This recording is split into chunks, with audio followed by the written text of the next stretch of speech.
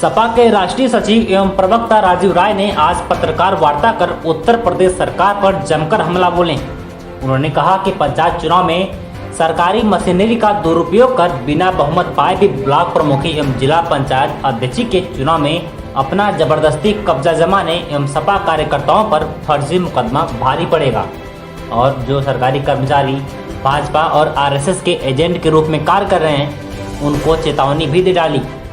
देखिए उन्होंने क्या कुछ कहा। साथियों, आप सबको मेरा एक लंबे अंतराल के बाद मेरा प्रणाम और मैं आभारी हूँ कि आप लोग की दुआओं की वजह से मैं 3 साल में दूसरी बार मऊ के मुँह से आया हूँ। चाहे तन कहीं रहे, मन बेचैन रहता है मऊ के लिए, और इतना लंबा अंतराल कभी नहीं हुआ था। लेकिन जितनी पीड़ा मुझे अपनी बीमारी में या मौत से लड़ते हुए नहीं हुआ था, उससे कहीं ज़्यादा पीड़ा यहाँ के वर्तमान प्रशासन के और शासन के रवैये को देखकर हो रहा है। मैंने अपनी पूरी जिंदगी में सरकार में भी रहे हैं, विपक्ष में भी रहे हैं, आंदोलन भी किए हैं, सरकार भी चलाए हैं, लेकिन ऐसा लग रहा है कि एक लुटेरों का समूह कब्जा करके बैठा हुआ है। और अभी तक मैं सुनता था, मेरा व्यक्तिगत अनुभव भी इस बार ऐसा हो गया। एक कोई यहाँ एसडीएम सदर यादव है, मैं नाम लेकर बोल रहा हूँ, और वो शायद मान्यवर रिटायर होने वाले हैं, इसलिए उनकी हवस और भूख और बढ़ गई है। रात को 10 बजे भी पैसा दे दो तो किसी का घर गिरवा देंगे। ये किसी अपराधी का नहीं, किसी अधिकारी का नहीं, अपराधी का आचरण होता है। और मैं आप लोगों के माध्यम से यहाँ के जिलाधिकारी से पूछना चाहता हूँ। जिलाधिकारी के बारे में मेरा बहुत ही अच्छा इम्प्रेशन था, जब भी जो बोलता था कर देते थे। एसपी के बारे में भी अच्छा इम्प्रेशन था, लेकिन जो बातें सुना, देखा और अनुभव किया, उसने मेरे इम्प्रेशन को बंद कर दिया। अगर यहाँ के डीएम को नहीं पता है, मैं फ़ोन करता हूँ, मेरे पास टाइम और फ़ोन नंबर भी है, मैं फ़ोन करता हूँ कि आप रात को 10 बजे विद्यालय आपका क्यों गिरवा रहे हैं, तो डीएम बोलते हैं नहीं ऐसा हो ही नहीं सकता, मैंने कोई ऐसा आदेश ही नहीं दिया है, आपको गलत सूचना मिली है। अभी मैं पता करके बताता हूँ, लिटिल फ्लावर स्कूल को गिराया जा रहा था। जब वापस उनसे फ़ोन करता हूँ तो मीटिंग में जा चुके होते हैं, एसडीएम फ़ोन बंद कर लेता है। अगले दिन एसडीएम को फ़ोन करता हूँ तो नमस्कार दुआ होता है, जो ही स्कूल का नाम पूछता हूँ फ़ोन ऑफ कर लेते हैं।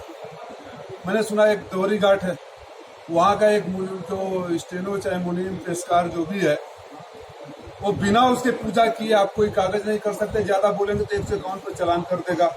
यहाँ के एक आरआई है प्रमोद कुमार गौतम, जो अपने साले या भाई को रखकर वसूली करवा रहा है। ऐसा हो ही नहीं सकता कि यहाँ के उच्च अधिकारियों के बिना मिली भगत के, बिना संज्ञान के, बिना जानकारी के इतने सारा भ्रष्टाचार हो रहा है। और अगर इतने बिना संज्ञान का हो रहा है तो महान निकम्मे और नालायक अपराधी है वो, मैं बोल रहा हूँ ऑन द रिकॉर्ड। ये उनके पास मैसेज जाना भी चाहिए। और ये जो धमकी और केस कर देंगे, मुकदमा कर देंगे, घर गिरा देंगे, ये डीएम का आचरण होता है। गाँव में जैसे बच्चे खेलते हैं, गुड्डू प्रमुख के यहाँ पहले विद्यालय गिराने के लिए सारी पैमाइश प्रमुखी के चुनाव से पहले सब कुछ फतेहपुर मंडाव में हो गया, कहीं कुछ नहीं मिला। उसको जबरदस्ती 16 ऐसे लोगों को, ये अपराधी, ये अधिकारी जेल में जाएंगे, इसको हम लोग ले जाएंगे। जो राजीव राय है उसका रिश्तेदार फलाना पांडे, फलाना यादव कैसे हो सकता है? जो कागज पर दस्तखत किया हुआ है वंधा कैसे हो सकता है? करवा के उसको हरवा दिए। आदमी का अंतिम आस न्यायपालिका होता है। जब वो न्यायपालिका से नोटिस मिली तो डीएम का काम होता है कि स्कूल का आगे जेसीबी चलवाओ। ये सरकार परमानेंट नहीं है, ये अधिकारी भी यही रहेंगे, देश का कानून और संविधान भी यही रहेगा और हम भी यही रहेंगे। आप लोगों के माध्यम से इस भ्रष्ट अधिकारियों को बोलना चाहता हूं कि इंतहा होती है और आप लोग इसलिए बचे रहे हो कि कोरोना रहा है।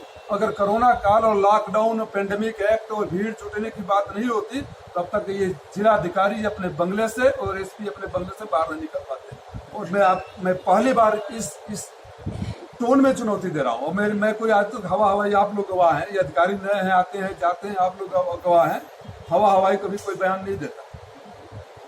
सारे थानों से वसूली हो रही है, कहीं की कोई सुनवाई नहीं है। और जो तांडव चल रहा है, कोई जेई है नगर पालिका का, वो नोटिस भेजता है, घर में घर घुस जाता है, पहुंच जाता है। अगर कानून एक आदमी के लिए होता है, और सबसे ज्यादा मुझे शिकायत, आज तक मैंने कभी व्यक्ति विशेष पर राजनीतिक टिप्पणी नहीं करी है, कभी मैंने नाम नहीं लिया। आप लोग ये वीडियो नहीं दिखा सकते, इतने सालों से प्रेस कॉन्फ्रेंस कर रहा हूँ कि कभी यहाँ के किसी पक्ष या विपक्ष के नेता का नाम लेकर कोई कमेंट किया। लेकिन वो लोग जो आज सत्ता में हैं, कायर की तरह रहेंगे, डर के रहेंगे अधिकारियों से, तो अधिकारी तो चले जाएंगे, जनता यही रहेगी, जनता याद रखेगी। शासन सत्ता बार बार नहीं आता है, शासन सत्ता इसलिए आता है कि जिसका दर्द हो उसके दर्द का निराकरण हो। पूरा प्रदेश से लेकर यहाँ मऊ तक जो दमन हो रहा है, प्रदेश में आपने हाल देखा।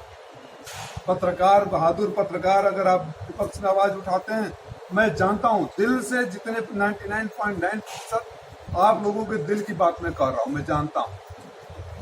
ये दर्द मेरा कोई घर नहीं गिरा रहा है, मेरे से कोई पैसा नहीं मांग रहा है, लेकिन पूर्व जिला अध्यक्ष है। अगर इनसे पैसे की वसूली हो जाता है, ये गौतम को बता दीजिएगा कि जहां भी रहेगा 6 महीना 8 महीना बाद इसको मैं खोजूंगा।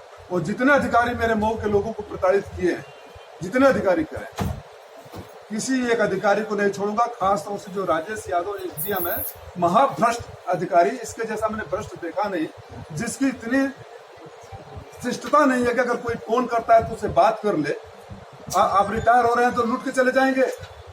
राजेश यादव जी, अगर बात मेरी जा रही हो तो मेरे पर जब भी निकलूंगा तो FIR करवा दीजिएगा, अरेस्ट करवा दीजिएगा। जो जयप्रकाश यादव नाम है, क्या जो भी नाम है, जो भी यादव जी है, ये जब समाजवादी पार्टी की सरकार होती है तो सारे यादव अधिकारी रिश्तेदार बन जाते हैं, और अभी पैसे से रिश्ता है। तो इनको मेरा संदेश जाना चाहिए आप लोगों के माध्यम से कि आप 6-8 महीने में रिटायर हो रहे हैं, और गिरफ्तारी रिटायरमेंट के बाद भी होता है। आपके सारे काले कारनामों का चिट्ठा इकट्ठा करवा रहा हूं, और RTI में भी डाला इनकी। मैं DM और SP से फिर बोल रहा हूं कि अगर अपनी साख बचानी है, अपनी इज्जत बचानी है, या ये जनता में विश्वास पैदा करना है कि आपके संज्ञान के बिना हो रहा है, तो जो लूटा जा रहा है मऊ में, अस्पतालों का वही हाल है। ऑक्सीजन आता है, बिना दिए नौजवान साथी मर जाता है।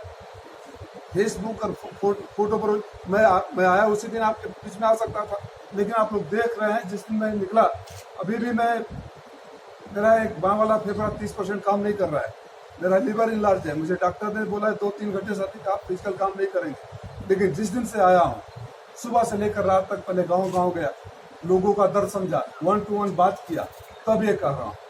और कह के जा रहा हूँ कि इसको हल्के में न ले, नेताओं की बयानबाजी न समझे, जो करना है करवा देंगे, जो करना है करवा देंगे। दुनिया में कहीं मुझे धमकी मिलती है, फोन नंबर और टाइम के साथ दिया जाता है, ट्वीट पे लिखा जाता है कार्रवाई हो रही है। अरे उसके बाद कहानी गढ़ी जाती है कि उसने ये बोला, वो बोला। मुझे मेरा फोन नंबर, मेरे फोन तो आपके यहाँ से मेरे पर आया ना, आपसे मेरा कभी पहले का परिचय नहीं, कभी आज से पहले बात नहीं हुई है। ये भी होता कि लगातार संपर्क में थे, कॉल रिकॉर्ड से निकल जाएगा।